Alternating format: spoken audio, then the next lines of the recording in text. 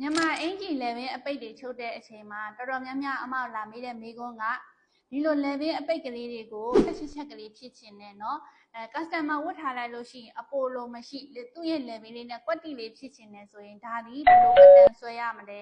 အမတို့အဓိက customer ကိုတိုင်းတိုင်းတဲ့အချိန်မှာသူ့ရဲ့ level ပတ်လေတန်ဖို့အမတို့သွားပြီးတော့တိတ်ချလေးတိုင်းထားမယ် level ပတ်လေတန်ဖို့အဖြစ်ကအမတို့36စင်တီရတယ်ထားပါတော့ဒါဆိုရင်အမတို့ပတ်တန်သွားဆွဲကြမယ်ရှေ့ချမ်းကို level ပေါက်ဖောက်မယ်နောက်ချမ်းကို level ပေါက်ဖောက်မယ် level ပေါက်ဖောက်ပြီးတော့အမတို့ရှေ့ချမ်းနဲ့နောက်ချမ်း level ပေါက်ဖောက်ထားတဲ့တန်ဖိုးကိုသွားပြီးတော့တိုင်းလိုက်ပါ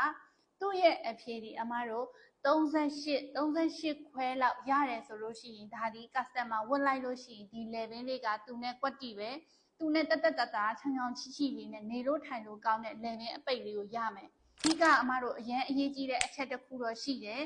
customer ကိုကိုယ်တိုင်းယူကြတဲ့သူ့ရဲ့ပုံစံအနေထားကိုအမတို့ကြည့်ပါတချို့ customer တွေကဒီနေရာမှာအယိုးငေါထွက်နေတဲ့သူရှိတယ်အမအသားလုံးဝမရှိဘဲနဲ့ပြားနေတဲ့သူရှိတယ်ရှေ့ရင်ကျဲနေရာမှာ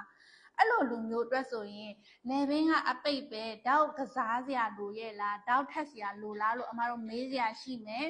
အဲ့လိုလူမျိုးအတွက်ဆိုလို့ရှိရင်အမတို့ level အပိတ်ဆိုပေမဲ့လည်းဒီရဲ့ရှေ့ချမ်းမှာ 0.5 တောက်ကလေးကိုထပ်ပေးပါအဲ့ဒါမှသာလျှင် customer ဝတ်တဲ့အချိန်မှာ level အပိတ်ကဒီလိုထောင်နေတာ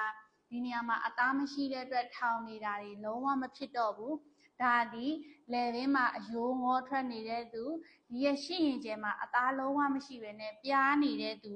တချို့ကဒီနေရာမှာဆိုလို့ရှိရင်ခွက်ချိုင်ချိုင်ရင်းနဲ့ရှေ့ရင်ကျဲမှာပြားနေတဲ့သူတွေရှိတယ်ဒါကြောင့်လို့ကိုချုပ်ပေးမဲ့ customer ရဲ့ပုံစံသူ့ရဲ့ body structure တိဆောက်ပုံကွာတေချာလေးနားလည်ထားရမယ်ဒီလို level အပိတ်ကလေးကိုရကျင်တယ်ဆိုလို့ရှိရင်တော့အခုအမပြောသွားတဲ့နီးလန်းလေးတွေနဲ့သူ့ရဲ့ခန္ဓာကိုယ်အတိုင်းယူထားတဲ့ level အတိုင်းနဲ့ရှေ့ချမ်းနောက်ချမ်း level ဖောက်တာလေးကိုပြန်ပြီးတော့သွားချိန်မှာအခုအမပြောသွားတဲ့နီးလန်းလေးကအားလုံးအတွက်လည်းအဆင်ပြေမယ်လို့အမတော့ယုံကြည်ပါတယ်အမနာမည်ကတော့မချမ်းမြေဝေးဖြစ်ပါတယ်အားလုံးကျေးဇူးတင်ပါတယ်